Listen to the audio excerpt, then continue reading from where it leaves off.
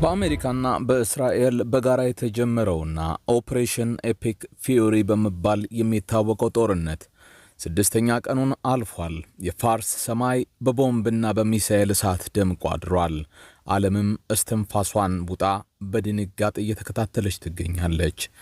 ጦርነቱ ከየብስ አልፎ ወደ ባህርና ሰፊው አየር ክልል ተስፋፍቷል። የአሜሪካ ማዕከላዊ እዝ አዛዥ አድሚራል ብራድ ኩፐር እንዳስታወቁት ባለፉት 100 ሰዓታት ውስጥ ብቻ ከ2000 በላይ የኢራን ኢላማዎች ተመተዋል።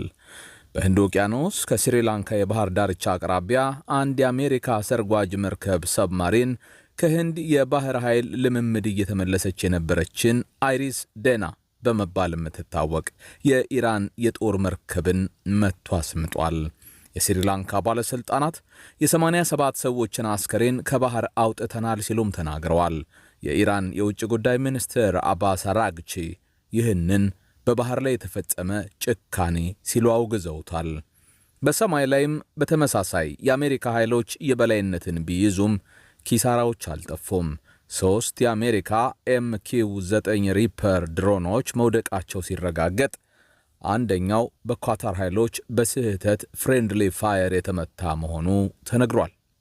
የመከላከያ ሚኒስትር ፔት ሄግሴት አሜሪካ ጦርነቱን እያፋጠነች እንጂ እያቀዘቀዘች አይደለም፣ አየሩን ተቆጣጥረናል ሲሉ በማረጋገጥ ወታደራዊ ዘመቻው አሁንም በሙሉ ኃይል እንደሚቀጥል አስታውቀዋል። የፖለቲካው ጦርነት ትልቁን ዋጋ እያስከፈለ ያለው ታዲያ ምስኪኑን ሕዝብ ነው። የኢራን የሰማዕታት ፋውንዴሽን ዛሬ ባወጣው መረጃ መሠረት የሟቾች ቁጥር 1230 ደርሷል። ከእነዚህም ውስጥ ከ180 በላይ የሚሆኑት ሕፃናት ናቸው ተብሏል። የኢራን የበላይ መሪ አያቶላ አልሐመኔን መገደል ተከትሎ ታስቦ የነበረው የ3 ቀናት የሐዘንና የቀብር ሥነ ሥርዓት በተከታታይ በሚወርደው የቦምብ ዝናብ ምክንያት ለተጨማሪ ጊዜ መራዘሙም ተሰምቷል። አዲስ መሪ ለመምረጥ የሚሰበሰቡት የሃይማኖት አባቶች ማዕከላት የእስራኤል ኢላማም ሆነዋል። ጦርነቱ ከተጀመረ ወዲህ 6 የአሜሪካ ወታደሮች መገደላቸው የተረጋገጠ ሲሆን 4ቱ በኩዌት የአሜሪካ ጦር ሰፈር ላይ በተፈጸመ የኢራን የድሮን ጥቃት ሕይወታቸው ያለፈም ነው።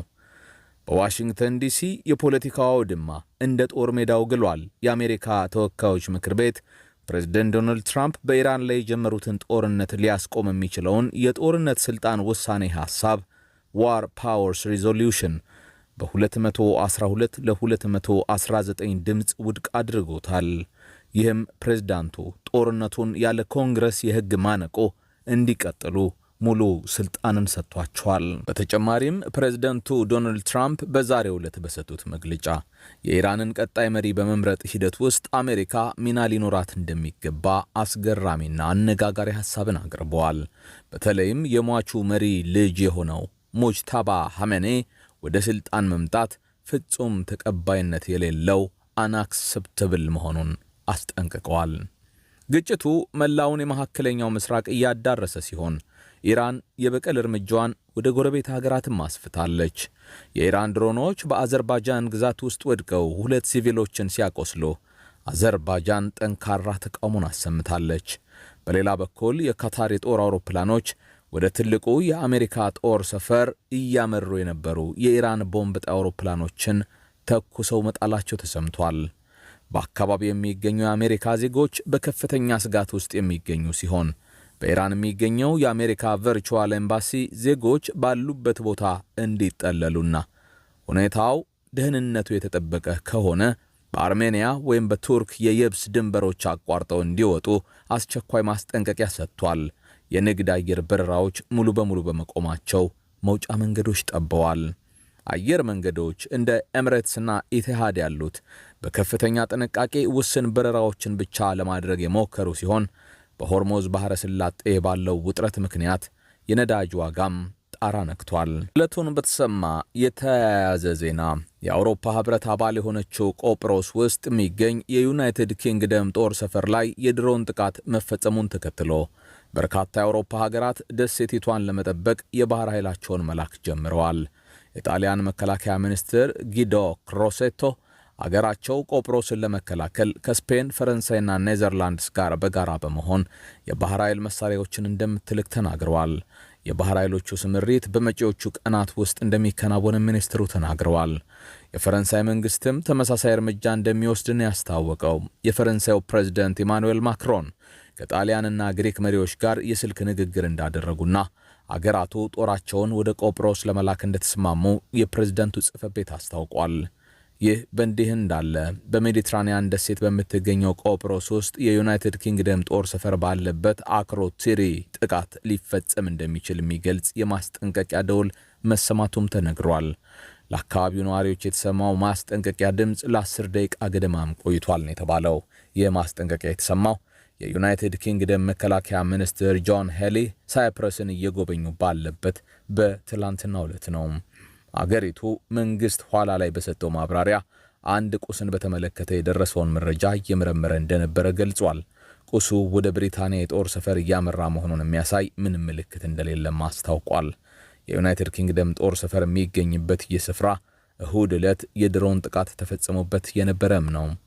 የኢራን ውጭ ጉዳይ ሚኒስትር አሜሪካና እስራኤል በአገሪቱ በሚፈጽሟቸው ጥቃቶች ሆነ ብለው የሲቪሊያን አካባቢዎችን ኢላማ እያደረጉ ነው ያሉ ሲሆን የሚኒስትሩ ቃል አቀባይ እስማኤል ባጋይ በኤክስ ገጻቸው ባሰፈሩት ጽሑፍ የሚፈጸሙት ጥቃቶች ተጽዕኗቸው በዓለም አቀፉ ገበያ እየተሰማ የኤነርጂ ዋጋን እየጨመሩ የገንዘቦችን ተመን እያናጉ እንደሆነ ገልጸዋል።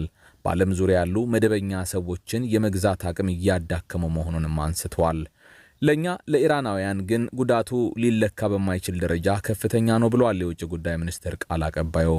ወራሪዎቹ ሆነ ብለው የሲቪል አካባቢዎችን እንደዚሁም ማድረስ የሚቻለውን ከፍተኛ ስቃይና የህይወት መጥፋት መፈጸም የሚችሉበትን ማንኛውም ቦታ ኢላማ በማድረጋቸው ህዝባችን በጭካኔ እየተገደለ ነው ሲሉ ከሰዋል።